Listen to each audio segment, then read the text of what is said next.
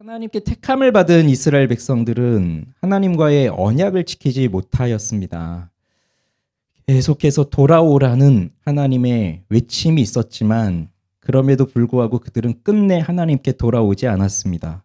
결국 나라는 망하게 되었고 성전은 무너졌으며 남은 백성들은 바벨론으로 포로로 끌려갑니다. 그렇게 70년의 포로기를 지내고 이들은 다시 예루살렘으로 돌아옵니다.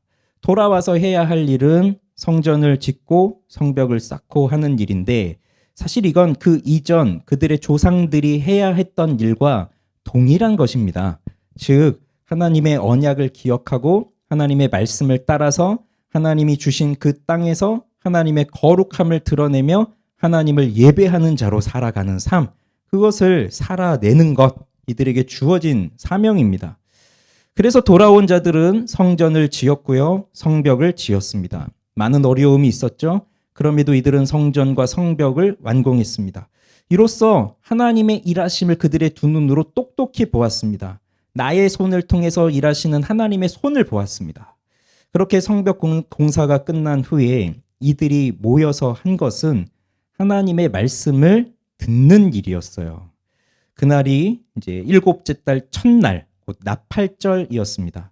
오늘 새벽에 이 부분을 우리가 살펴보았는데, 자, 새벽의 말씀을 들으신 분, 예, 자신 있게 바로바로 손을 드시는데요. 저는 다 이렇게 눈치를 볼 줄 알았는데 많이 들으셨군요. 감사합니다. 자, 그래서 이제 다시 할 필요가 없이 만약에 안 들으셨다면 1절부터 다시 하려고 했는데 다행입니다. 그죠? 자, 그러면 에스라를 통해서 율법이 읽혀졌고 레위 사람들이 중간중간에서 말씀을 깨닫도록 도와주었습니다. 그랬더니 어떠한 일이 일어났을까요? 사실 오늘 새벽에 보려고 했지만 시간이 또 안 돼서 그 부분은 건너뛰었는데 오늘 이제 한꺼번에 보려고 합니다. 자, 그래서 오늘 저녁에 볼 말씀 내용은 말씀을 듣고 깨달았더니 무슨 일이 일어났느냐, 그걸 볼 거예요. 첫 번째는 말씀을 듣고 울었습니다. 자, 8절, 9절 우리 앞에 있는 내용 다시 읽어봅시다. 시작. 하나님의 율법책을 낭독하고 그 뜻을 해석하여 백성에게 그 낭독하는 것을 다 깨닫게 하니 백성이 율법의 말씀을 듣고 다 우는지라. 자, 백성들이 수문 앞 광장에 모였습니다. 동쪽에 있는 문이에요. 에스라에게 율법책을 가져오기를 요청했어요. 그래서 에스라는 특별히 만든 강단 위에 올라서서 율법책을 읽습니다. 그 율법이라고 하는 게 모세오경이죠. 토라를 읽습니다. 그곳에 모인 사람들은 남자, 여자, 알아들을 만한 모든 사람, 그러니 아이들부터 노인들까지 알아들을 수 있는 모든 사람 다 모였습니다. 새벽부터 정오까지라고 했으니 굉장히 긴 시간이죠. 그 시간에 에스라가 율법책을 펴서 읽습니다. 그리고 레위 사람들이 그 율법을 깨닫게 해주는데 아마 히브리어로 읽는 것을 통역해 주었을 수도 있고요. 히브리어를 모르는 사람들이 좀 많이 있었을 겁니다. 바벨론에서 태어나서 살았기 때문에. 그다음에 그 율법의 내용, 우리도 창세기, 출애굽기, 레위기, 민수기, 신명기 읽는데 특별히 레위기라든지 민수기라든지 신명기에서 나오는 그 율법의 조항들을 읽을 때 이게 무엇을 뜻하는지 잘 모를 때가 있잖아요. 그러니 그런 내용들을 중간중간에서 해석해주고 그리고 이게 무엇인지를 가르쳐주고 했을 거예요. 그러면 자, 이들이 에스라를 통해서 율법책을 가져와 달라고 했고 에스라는 율법을 읽었는데 그러면 그 율법의 말씀을 듣는 목적이 무엇일까요? 무엇을 위해서 그 말씀을 듣는 것입니까? 무엇을 위해서 말씀을 읽는 것입니까? 듣고 깨닫기 위함입니다. 깨닫기 위해서예요. 깨닫기 위해서. 그래서 무엇보다 중요한 건 깨닫는 것에 있어요. 아무리 읽어도 깨닫지 못한다면, 아무리 들어도 깨닫지를 못한다면, 저희는 사실 잘 모르겠지만, 불교에 가면, 절에 가면 불경을 읽잖아요. 이렇게 쭉 불경을 쭉 읽잖아요. 갑자기 생각이 안 나네. 아무것도 생각이 안 나네요. 생각이 안 나야 당연하죠, 제가. 근데 그게 다 아마 한자로 적혀 있고 뭐 이런 거를 이렇게 스님들이 다 그걸 외워서 읽으시거나 뭐 이렇게 할 텐데 그 불교 신자들이 그렇게 읽어주는 것들을 마치 주문 외우듯이 이렇게 읽을 때 뭐 그게 무슨 내용인지 무슨 뜻인지 다 알 수 있을까요? 모를 겁니다. 그래서 거기도 아마 절에 가면 법회 이 가르침을 할 거예요. 그 법회라고 하나 뭐라 그러죠? 근데 아무리 그 내용이 뭔지를 모르고 그냥 들려지는 소리만 듣는다면 무슨 소용이 있을까요? 자, 성경도 마찬가지죠. 성경을 읽습니다. 들려줍니다. 근데 전혀 그 내용을 이해를 하지 못한 채 그냥 내가 성경을 오늘 많이 들었구나, 많이 읽었구나, 설교를 들었구나. 그게 무슨 소용이 있겠어요. 그래서 여러분 이걸 꼭 명심해 두십시오. 은혜 받고 싶으시죠? 은혜는 모든 은혜는요. 이해에서 와요. 은혜를 받았다는 건 내가 그냥 뭔가 마음에 감동이 와서 마음을 성령이 내 마음을 터치해 주셨어요. 내 마음을 만져 주셨어요. 그래서 내게 감동이 밀려왔어요. 눈물이 났어요. 그런 게 은혜가 아니고요. 은혜는 이해에서 옵니다. 모든 은혜는 이해, 깨달음이 있어야 돼요. 언더스탠딩이 있어야 돼요. 이해가 되어야 은혜가 오는 거예요. 근데 이 종교라는 게 이해라는 과정 없이 뭔가 신비로운 체험을 하거나 뭔가 내 감정이 흔들리거나 그러면 뭔가 경험을 했구나, 체험을 했구나, 은혜를 받았구나 이렇게 생각을 하거든요. 그러나 성경이 말하는 은혜는 하나님이 주시는 은혜는 이해를 통해서 옵니다. 그렇기 때문에 오늘 이 에스라 8장, 9장은 굉장히 중요해요. 바로 이스라엘 백성들이 돌아와서 성벽을 쌓고 했던 일이 말씀을 듣고 깨닫는 일이에요. 깨닫는 일. 그러니 에스라가 외칩니다. 율법을 읽어요.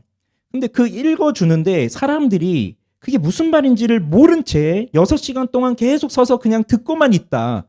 소용이 없어요. 그러니 중간중간에서 레위 사람들이 가르쳐 주는 거예요. 한 사람씩 붙들고 이게 이런 내용이다. 이건 이런 뜻이다. 가르쳐 주고 있는 거예요. 그렇게 이해하게 되니까 깨닫게 되니까 나타난 변화가 뭐라고요? 울었다는 거예요.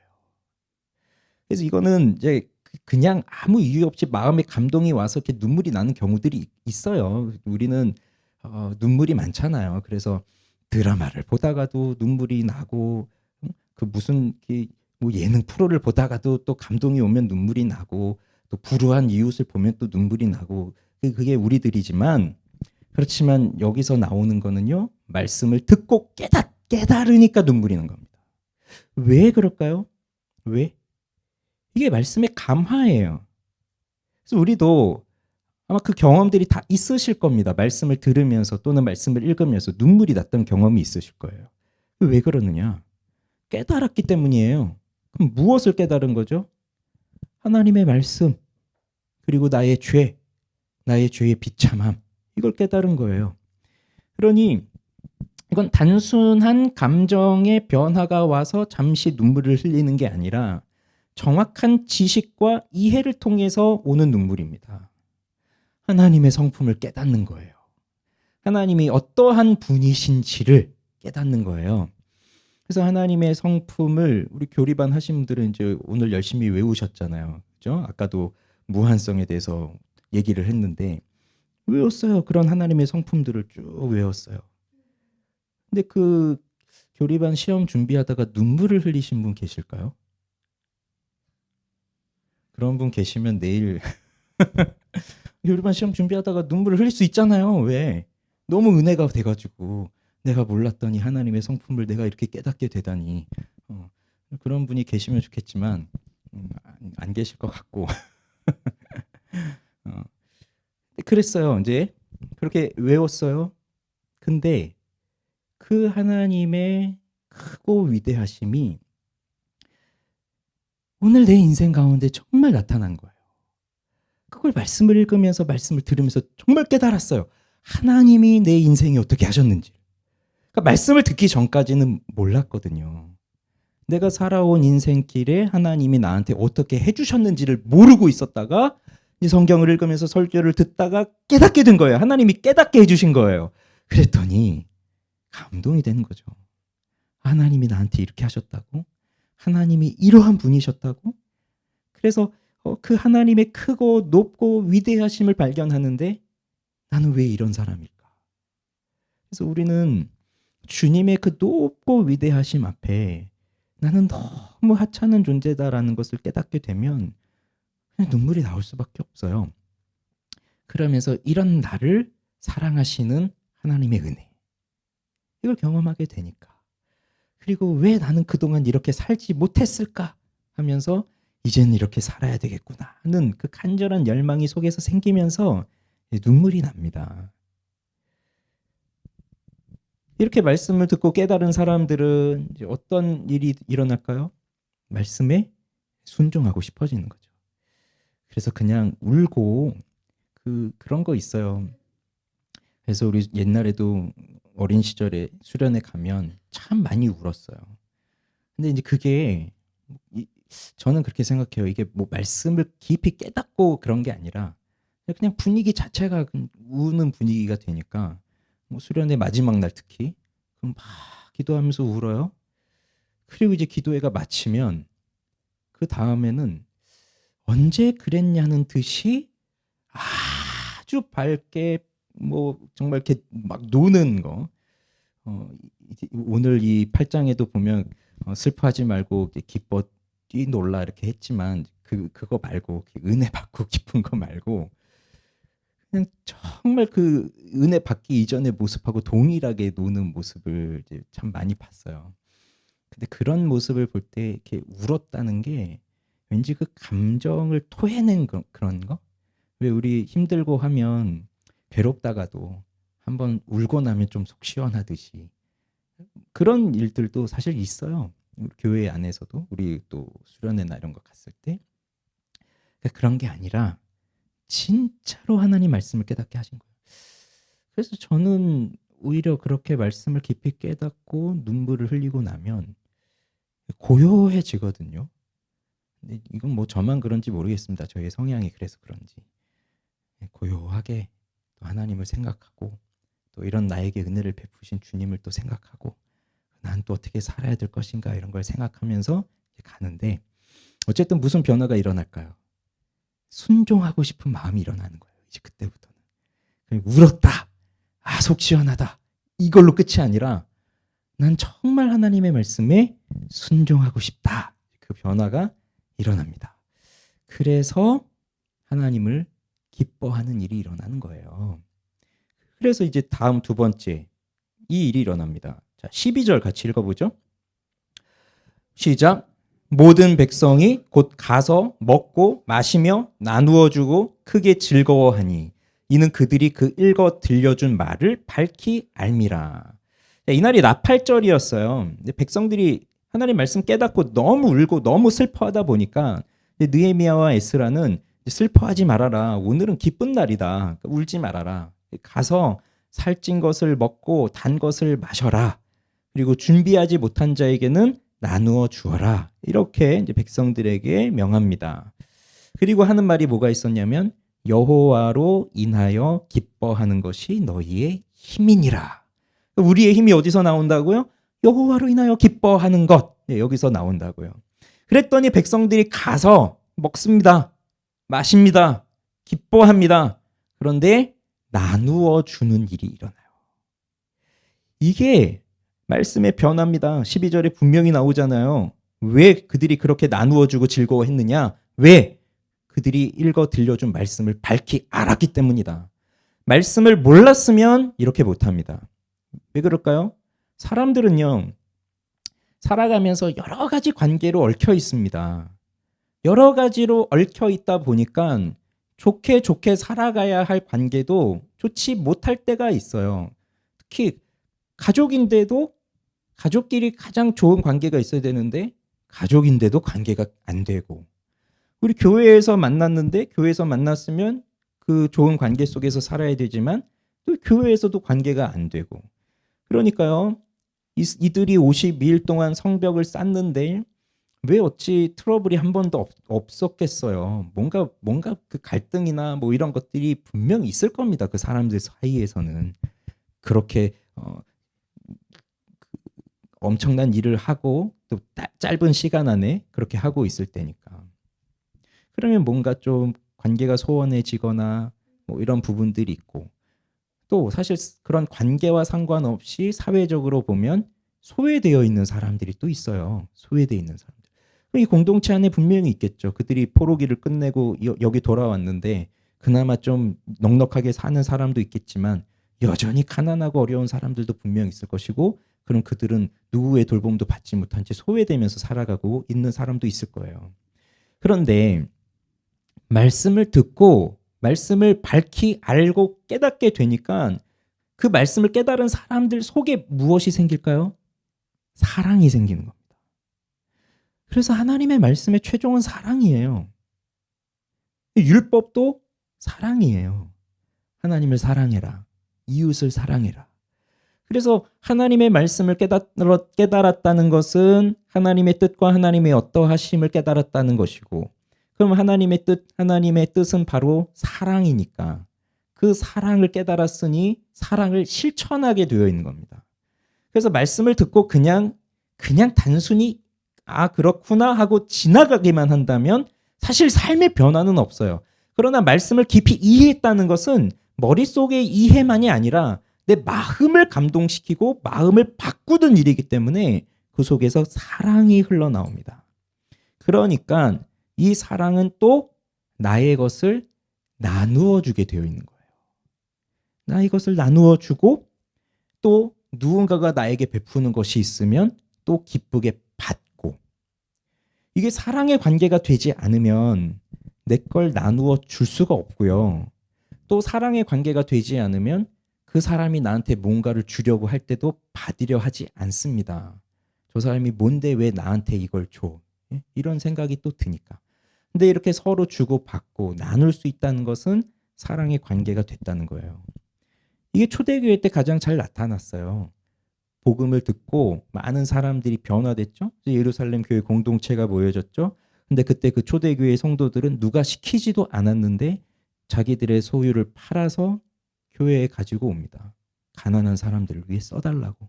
그래서 초대교회의 특징은 가난한 사람이 없었어요. 모두가. 그게 뭐 특별한 목적을 갖고 누가 시켰기 때문에 그런 게 아니라 은혜가 들어오고 하나님의 말씀을 깨닫게 되면 자연스럽게 그렇게 된 거예요. 그게 하나님의 뜻을 알게 되었으니까. 그래서 말씀을 깨닫게 되면 사랑, 나눔, 이게 일어납니다. 그 다음 세 번째, 말씀을 밝히 알고자 하는 마음이 생겨요. 자, 13절 같이 읽어보죠. 13절 시작. 그 이튿날 뭇 백성의 족장들과 제사장들과 레위 사람들이 율법의 말씀을 밝히 알고자 하여 학사 에스라에게 모여서, 나팔절이 끝났습니다. 그 7월 1일 일곱째 달 첫날이 나팔절이에요.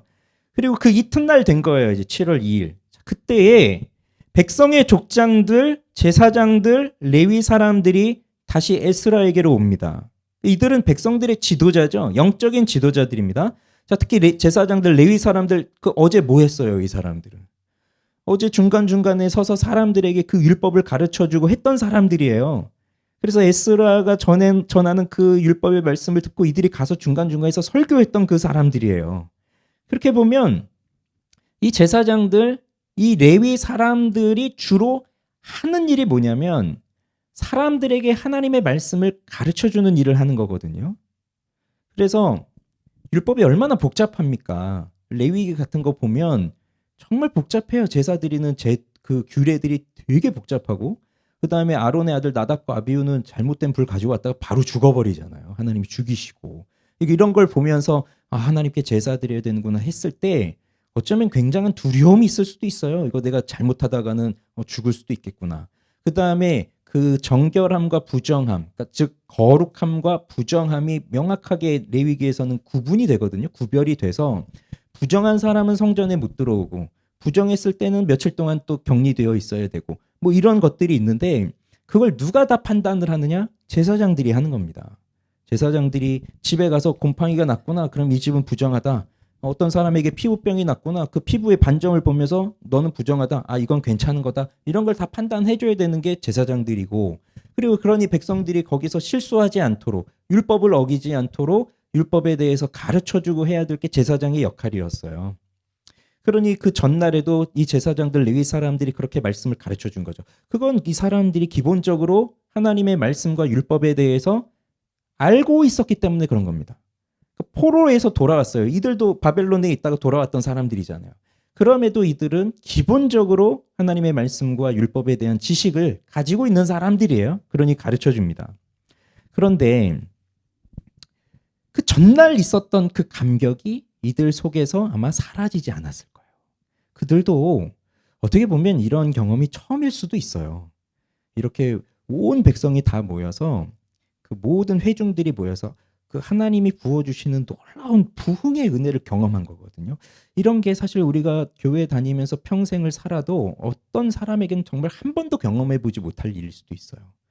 모든 사람들이, 수많은 사람들이 모여서 한 번에 하나님의 은혜를 깊이 받으면서 변화되고 하는 일들. 이 사람들이 그걸 경험했는데 아마 제 생각은 이들 아마 밤에 잠을 못 잤을 것 같아요. 여러분, 은혜 받으시면 밤에 잠 안 오는 거 아시죠? 괴로울 때도 잠이 안 오지만 은혜를 깊이 받은 날도 잠이 안 와요. 하나님의 말씀이 자꾸 떠올라서 그 감동이 계속 남아있어서 잠이 잘 안 와요. 아마 이 사람들 그랬을 것 같아요. 그리고 그 다음날 이들이 에스라를 찾아오는데 이유가 뭡니까? 더 밝히 알고 싶어서. 더 알고 싶어서 찾아와요. 이것이 말씀을 깨달은 사람들에게 나타난 변화입니다. 그러니 뭐 지도자라고 해서 제사장이라고 해서 레위 사람이라고 해서 뭐 다 알고 있는 건 아니죠. 어느 부분은 알고 있어도 어느 부분에 있어서는 내가 이 부분을 잘 모르는구나. 더 알아야겠구나라는 것을 깨닫게 되고, 이걸 언제 깨닫게 되냐면 사람들에게 가르칠 때. 그래서 저도 이제 교리반 내일 끝이잖아요. 이제 10주 동안 했는데 뭐 교리반이나 아니면 다른 뭐 교리반을 비롯해서 다른 성경 공부 같은 것들을 이제 쭉 가르치고 이럴 때 전 항상 저한테는 되게 좋은 게 바로 그런 거예요. 내가 잘 모르는구나. 그래서 내가 이걸 더 공부해야 되겠구나. 이걸 내가 더 배워야 되겠구나. 이런 도전이 막 생겨요. 근데 그런 걸 안 하면 그냥 내가 아는지 모르는지 그냥 사는 거예요. 속으로 뭐 이 정도는 알겠지 하고 살지만 막상 또 부딪혀보면 잘 모르겠고. 그래서 이게 딱 드러나는 거예요. 여러분도 기회가 되면 가르치셔야 돼요. 그래서 말씀을 가르치고. 그러면 이제 내가 이걸 모르는구나 해야 되는데, 그러면 더 배워야 되겠구나라는 생각이 듭니다. 여기 리더도 계시고 뭐 구역장 섬기셨던 분도 계시고 교사들도 계시고 뭐 이렇게 다 계신데, 그렇게 섬기다 보면 더 배워야 할 필요를 찾아요. 그래서 에스라에게 찾아왔습니다, 이 사람들이. 근데 에스라가 누군지 아시죠? 에스라. 에스라 7장 10절 기억나십니까? 우리 몇 주 전에 금요일에 했던 것 같아요. 에스라 7장 10절 기억나세요? 에스라가 돌아올 때, 그 바벨론에서 페르시아에서 예루살렘으로 돌아올 때 그가 결심했던 거 있잖아요. 뭐 결심했습니까? 여호와의 율법을 연구하고 준행하고 가르치기로 결심했던 사람이잖아요. 그러니 그는 페르시아에 있을 때에도 말씀을 연구했던 사람, 그리고 돌아오면서도 결심했던 게 돌아와서도 연구하고 지키고 가르치고, 이걸 결심한 사람이에요. 그리고 이제 에스라가 돌아오고 한 13년 후에 느헤미야가 지금 돌아와서 지금 이 일이 일어나고 있는 거거든요. 그럼 에스라는 이제 느헤미야보다 더 먼저, 한 13년 정도 먼저 왔으니까 여기서 계속 뭘 했겠습니까? 이 사람은 계속 말씀을 연구하고 그리고 말씀을 가르치고 이 일을 계속 하고 있었을 거예요. 그런 이 사람들이 이 율법을 듣고 싶으니까 누구부터 찾았냐면 에스라부터 찾은 거예요. 그러니 이걸 생각해 보십시오. 그 공동체 안에 하나님의 말씀을 듣고 싶어하는 사람들이 있고 더 배우고 싶어하는 사람들이 있는데, 그런데 가르쳐 줄 사람이 없다. 얼마나 불행한 일입니까? 그런데 이 공동체에 하나님의 말씀을 누구보다도 명확하게 가르쳐 줄 수 있는 사람이 있다. 이건 너무 축복이에요. 그래서 말씀을 깨달아 본 적이 없는 사람은 말씀에 대한 사모함이 별로 없어요. 말씀을 배워야 되겠다는 생각 자체를 잘 안 합니다. 그런데 우리도 이렇게 교회 같이 생활을 하다 보면 말씀을 배우고 깨닫고 또 그 말씀 앞에서 내가 벌거벗겨지는 것과 같은 것을 체험하고 그러면서 그 말씀 앞에서 눈물을 펑펑 흘리고 그렇게 하나님 앞에 서 봤던 사람은 난 이제 더 이상 말씀 없이는 살 수 없구나. 이렇게 되니까 한 번 말씀을 경험한 걸로 그걸로 끝이 아니라 말씀을 계속해서 찾게 돼요. 그래서 사경회를 하거나 수련회를 하거나 뭐 무슨 집회를 하거나 그러면 준비하는 입장에서 목회자들은 또 아마 구역장이나 뭐 이런 분들은 기도하잖아요. 우리 지체가 꼭 오면 좋겠다. 이번에 사경회 하는데 이번에 수련회 하는데 이 사람 꼭 오면 좋겠다. 그 보통 누가 생각이 나죠? 말씀의 은혜가 별로 없는 사람들, 뭐 미끄러져 있는 사람들, 회심의 경험이 없는 것과 같은 사람들, 교회는 다니지만 그냥 명목상의 신자들 이런 사람들이 제일 먼저 떠오르거든요. 그래서 그 사람들이 정말 꼭 왔으면 좋겠다. 꼭 오게 해주세요라고 기도하고 또 권면도 하고 하지만 막상 사경회가 열리고 수련회가 열리면 그 사람들은 또 안 보여요. 근데 여기 맨 앞에 앉아있는 사람들은 또 누굴까요? 이 사람들은 안 와도 될 것 같은데 하는 사람들이 여기 와 있어요. 물론 안 와도 될 것 같은 사람들은 없지만 평소에 은혜 받고 있는 사람들은 그런 자리에 또 오지 말라고 해도 또 와요. 겨우 와서 또 여기 맨 앞에 자리 맡아놓고 한단 말이죠. 왜 그렇습니까? 말씀의 맛을 본 사람들은 그 말씀을 더 찾고 싶고 말씀을 경험해보지 못한 사람들은 그게 뭔지 모르니까 아무리 좋다 얘기해도 잘 안 와요. 이게 사모함입니다. 사모함. 말씀에 대한 사모함. 그래서 이 말씀 때문에 자신의 삶이 변화되었기 때문에 말씀을 찾아요. 저는 골프 안 치지만 뭐 앞으로 칠 일도 없겠지만 이 골프 치는 사람들은 좋아하는 사람들은 그 뭐 라운딩 간다고 하나요? 그 밖에 나가는 거. 그 뭐 새벽부터 그 스케줄이 잡혀 있으면 막 설레어서 새벽부터 일찍 가야 된다고 준비 다 해놓고 그렇고 한대요. 낚시 좋아하는 분은 그 주말만 되면 낚시하러 가가지고 밤을 새는 거예요. 그 추운데 그 바다에서 배 타고 밤새고. 그 좋아하지 않는 사람은 아무리 이해해 보려고 해도 이해가 안 되는 일이지만 왜 저렇게 사서 고생하나.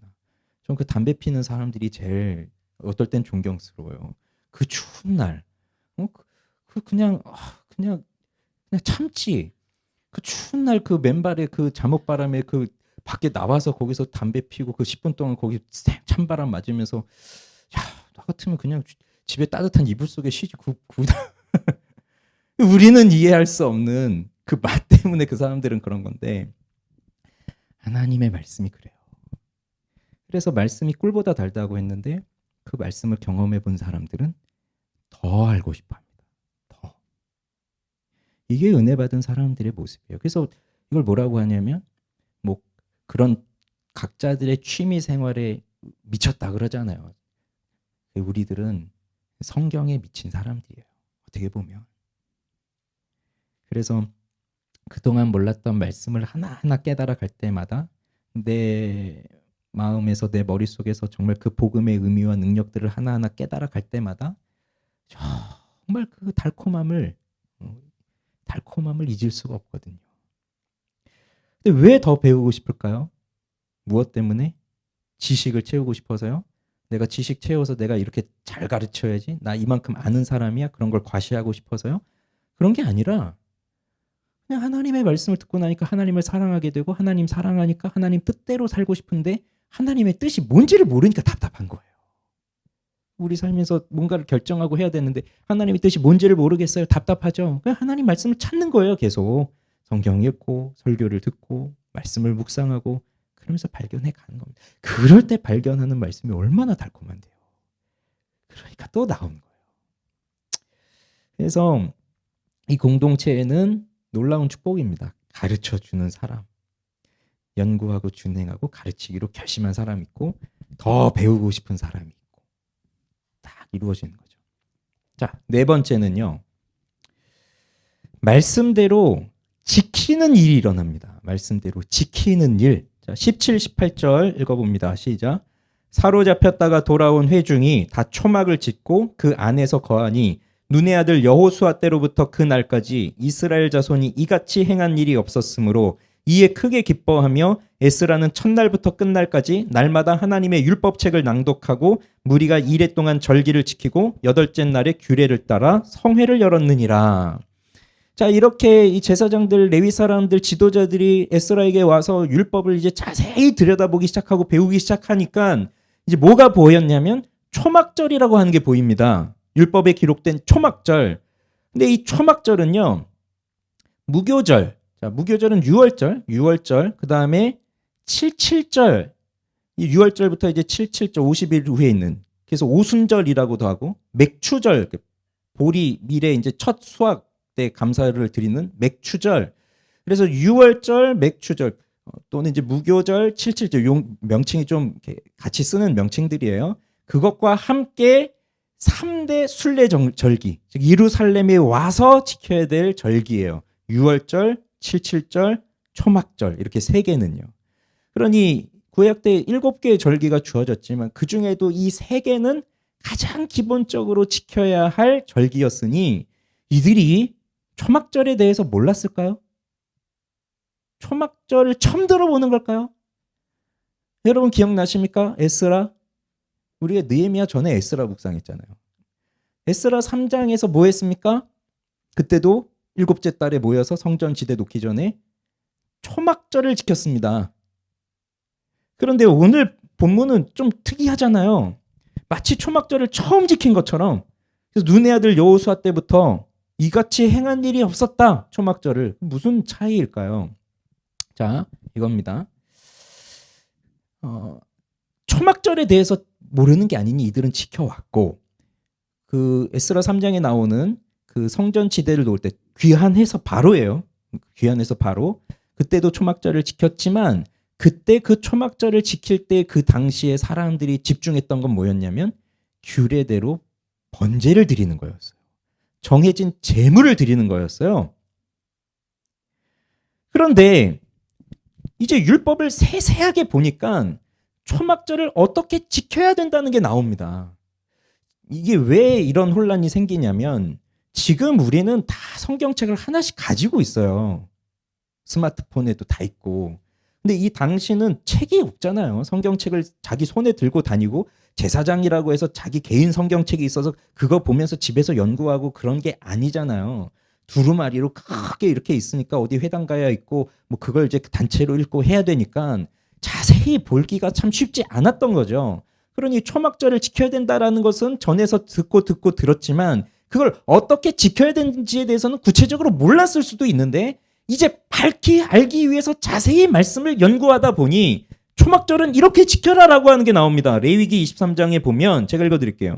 너희는 이래 동안 초막에 거주하되 이스라엘에서 난 자는 다 초막에 거주할지니 이는 내가 이스라엘 자손을 애굽 땅에서 인도하여 내던 때에 초막에 거주하게 한 줄을 너희 대대로 알게 함이니라. 나는 너희의 하나님 여호와이니라. 그러니까 초막절을 기간과 그 기간에 따라서 무슨 제물을 번제로 드려야 되는지 이건 말고도 또 어떻게 지켜라라고 하는 것이 중요한 것이 있었어요. 초막절 그 이름에 나오는 것처럼 초막을 짓고 일주일 동안 초막에서 살아라 그거예요. 그러니 근데 이걸 안 했던 것 같습니다. 그냥 제사는 드렸던 것 같아요. 성전에 나와서 뭐 형식적으로 그런 제사는 계속 했던 것 같아요. 그러나 초막절 때는 일주일 동안 초막절을 지키고 마지막 8일째는 이렇게 성회를 여는데 일하지 말라고도 했거든요. 일하지 말고 초막을 짓고 초막에서 생활해라 일주일 동안. 모든 이스라엘은 이걸 안 한 겁니다. 여호수아 때로부터 지금까지도 이걸 제대로 지킨 적이 없다는 얘기예요. 이 정도까지. 그러니 이들이 이제 율법을 말씀을 정확하게 보기 시작하니까 아, 이 절기는 이렇게 지켜야 되는 거였구나라는 걸 깨닫기 시작한 거예요. 그래서 산에 가서 나무를 베어 와가지고 어떤 사람은 지붕 위에다가, 어떤 사람은 뜰에다가, 어떤 사람 성전 뜰에다가, 어떤 사람 수문 앞에다, 어떤 사람 에브라임 문 앞에다가 그렇게 초막을 짓고 그리고 거기서 이제 사는 겁니다. 일주일 동안. 근데 이 초막이 뭡니까? 오늘날로 치면 텐트잖아요. 텐트. 근데 나뭇가지를 베어와가지고 지은 거예요. 그럼 무슨 가죽이라든지 뭐 천으로 지은 그런 장막이 아니라, 그런 텐트가 아니라 나뭇가지 꺾어가지고 이렇게 엮어가지고 그냥 사람 들어갈 만큼의 초막을 만들어 놓은 거니까 그게 얼마나 허술한 겁니까? 바람이 불면 아마 그 나뭇가지 사이사이로 바람이 슉 하고 들어오고, 해가 쨍쨍 내리치면 그 사이로 햇빛이 다 들어올 거예요. 그러니 낮에는 덥고 밤에는 춥고, 그런 것이 초막이라고요. 뭐 튼튼한 그런 텐트가 아니고 나무로 지은 초막이에요. 그렇게 살아라 일주일 동안. 왜? 하나님이 너희를 애굽에서 인도하셔서 광야에서 너희 조상들이 이렇게 장막에서 살았다. 그걸 기념하고 하나님이 우리를 구원하여 주셨다는 것을 기념하면서, 그리고 약속의 땅 가나안 땅에 들어가서 그걸 기념하면서 우리를 먹이시고 입히시는 분은 하나님이시다. 우리를 구원하여 주시는 분은 하나님이시다. 그 하나님을 높여라. 그게 이 초막절인데 그걸 제대로 하지 않았다는 거죠. 이게 뭘 보여주는 겁니까? 초막절은 임시잖아요. 거기서 영원히 살 겁니까? 초막 지어놓고 나무로 만든 그 나무까지 만들어 놓은 초막에서 영원히 살 거예요? 영원히 사는 게 아니라 여기가 바로 임시다. 그러니 지금 너희들이, 그 초막절이 우리에게 주는 교훈은 너희들이 지금 거하고 있는 이 땅은 임시의 땅이다. 여기서 영원히 코박고 살 게 아니다. 여기는 그냥 나그네와 같이 사는 것이다. 그러면 광야에서 약속의 땅에 들어갈 그 가나안을 바라보면서 살았듯이 지금 가나안에 들어와 있는 너희들은 뭘 보면서 살라는 겁니까? 하나님의 나라를 보면서 살아라. 지금 신약시대에 사는 우리는 어떻겠습니까? 사실 유월절, 오순절, 유월절은 우리 안 지키잖아요. 예수님이 십자가에 죽으심으로 유월절은 사실 끝났고, 77절이 오순절이에요. 지금 오순절. 오순절도 우리는 안 지키죠. 근데 우리는 이제 성령 강림절이지만 그때가 성령이 강림하셨기 때문에 이루어졌어요. 성취가 됐다고요. 유월절도 성취가 됐고 오순절도, 맥추절도 성취가 됐어요. 오순절이 맥추절이에요. 성취가 됐어요. 근데 이 초막절은 사실 아직 성취가 되지 않았어요. 왜? 이거 예수 그리스도의 재림 때 이루어지는 일이거든요. 그러니 우리는 그때까지 이 임시인 이 세상에서 나그네가 되어서 진짜 하나님 나라가 올 그 날을 바라보면서 사는 것이고, 예수 그리스도 하늘에서 지금 뭐 하시는 겁니까? 우리의 거처를 예비하고 계신 거잖아요. 그걸 바라보면서 사는 거거든요. 근데 이걸 하지 않았다고요. 근데 이걸 어떻게 지켰다고요? 말씀을 깨닫게 되니까. 그러니 그 전에는 이런 겁니다. 나와서 예배는 드렸던 거예요. 주일 예배는 드렸어요. 근데 똑같이 주일 예배를 드려도 어떤 사람들은 그냥 형식으로 와서 여기 앉아 있는 겁니다. 그냥 찬송 부르고 뭐 설교 듣고 기도하고 해서 형식으로 헌금도 하고 다 하고 갔는데, 근데 어떤 사람들은 정말 그 예배가 하나님 만나는 예배가 되고 있어요. 뭐 차이죠? 말씀을 깨닫는 차이라고요. 그러니 똑같이 초막절을 지켜도 그냥 주어진 형식으로 지킬 때가 많이 있었지만, 이제 말씀을 깨닫고 나니까 이 초막절이 주신 의미가 이런 것이구나라고 하는 것을 밝히 알고 그걸 진짜로 지킨다는 겁니다. 그리고 그걸 지키면서 누리는 유익을 경험하는 거예요. 그러니 이 초막절도 8일 동안 하는 거거든요. 첫날부터 끝까지 뭐 해요? 계속 율법책을 낭독하는. 그러니 첫날에도 모여서 율법을 듣고, 또 초막절 내내 8일 동안 또 말씀을 듣고, 이겁니다. 이게. 자, 그다음 5번째는요. 하나도 기억이 안 나시겠네. 그죠? 너무 많았네. 그죠? 5번째는 회개하는 겁니다. 죄를 끊습니다. 자, 9장 1절에서 3절 읽어보죠. 시작. 그달 29날에 이스라엘 자손이 다 모여 금식하며 굵은 베옷을 입고 티끌을 무릅쓰며 모든 이방 사람들과 절교하고 서서 자기의 죄와 조상들의 허물을 자복하고, 이날에 낮 4분의 1은 그 제자리에 서서 그들의 하나님 여호와의 율법책을 낭독하고 낮 4분의 1은 죄를 자복하며 그들의 하나님 여호와께 경배하는데. 말씀을 깨닫고 나니까 이제 뭘 하는 겁니까? 자, 절기가 끝났어요. 이제 돌아가야 되는데 또 모여요. 또. 근데 모여서 이제 뭘 해요? 금식하고 베옷을 입고 티끌을 무릅쓰고 죄를 뒤집어 쓰는 거죠. 이방인들과 절교하고 그리고 죄를 자복합니다. 회개합니다. 회개. 누가 시키지도 않았어요. 근데 여러분, 금식하고 베옷을 입고 죄를 뒤집어 쓰고 이거 누가 했었습니까? 이거 누가 했었어요? 느헤미야가 했고 에스라가 했잖아요. 에스라가 그 이방 통혼 문제 듣고 나서 그냥 기가 막혀 앉아가지고 옷 찢고 수염 뜯고 머리 뜯고 그러고 있었고, 느헤미야도 그 성벽이 무너지고 성문이 불탔다는 소식을 듣고 금식하고 회개하고 기도했단 말이죠. 그 기도의 내용이 주된 내용이 회개였잖아요. 이걸 이제 느헤미야와 에스라라고 하는 어느 특정한 한 사람이 했던 일이었는데 드디어 모든 백성들이 이걸 하고 있어요. 이게 말씀을 듣고 나타나는 변화입니다. 그래서 하나님의 말씀을 먼저 깨달은 사람이 있고 그 말씀을 먼저 깨달아 알고 있는 사람은 먼저 회개하게 되어 있어요. 그리고 그 사람의 회개를 통하여서 말씀이 전파되면서 또 다른 사람들이 나아와서 회개하기 시작합니다. 이게 놀라운 일입니다.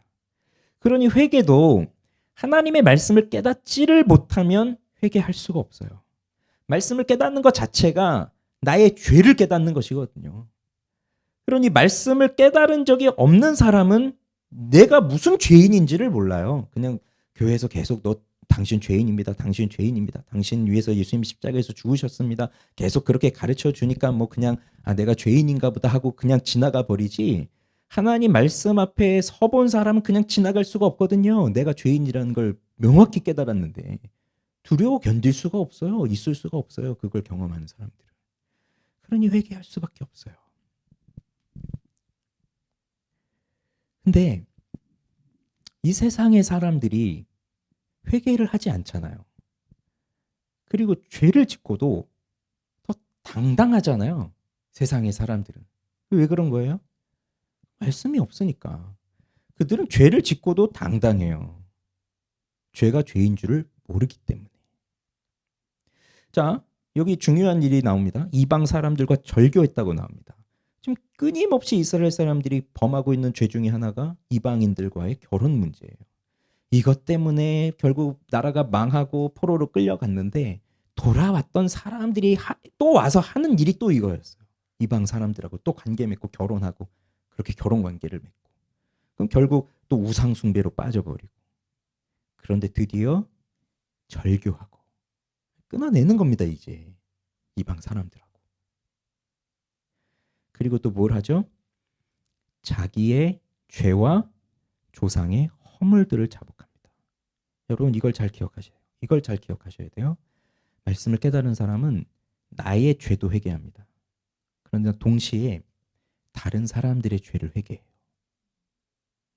왜냐하면 그 말씀을 깨닫지 못한 사람은 죄를 회개하지 못한다니까요. 오히려 더 당당하게 죄 짓고 그걸 자랑하고 다니고.